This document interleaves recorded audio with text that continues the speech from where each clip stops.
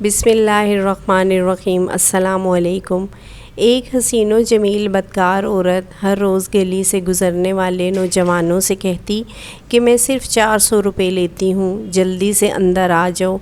इस तरह जो नौजवान उसकी बातों में आ जाता और जिसके पास 400 रुपये होते वो इस औरत के साथ बदकारी करके चला जाता। काफ़ी अरसा ऐसे ही गुज़रता रहा।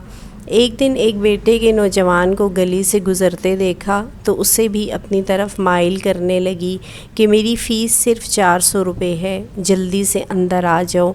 जब इस आदमी ने औरत की बात सुनी तो उससे बहुत हैरानगी हुई, लेकिन वो इस औरत के साथ कमरे में चला गया।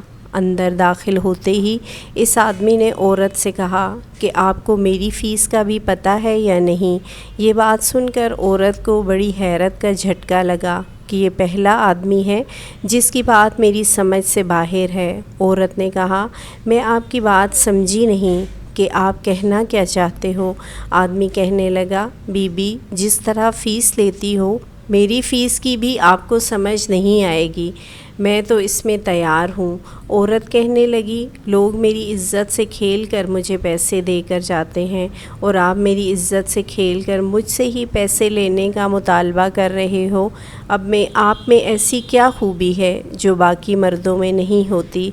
इस पर वो आदमी कहने लगा, बीबी आपकी इज़्ज़त सिर्फ़ 400 रुपये की है जो आप मुझसे लेकर मेरे साथ बदकारी करोगी, लेकिन मेरी इज़्ज़त इतनी सस्ती नहीं है। आप जानती हैं कि इस काम में सिर्फ़ आपकी नहीं मेरी इज़्ज़त भी ख़राब होगी, इस दुनिया में भी और आखिरत में भी।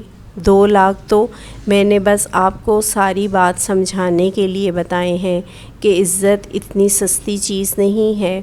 अगर कोई मुझे 10 लाख भी दे तो फिर भी मैं ये बुरा काम ना करूं जो आप 400 रुपये में कर रही हैं। इस आदमी की ये बातें सुनकर औरत की आंखें फटी की फटी रह गईं और फिर उसने इस वक्त बुरे कामों से तौबा कर ली।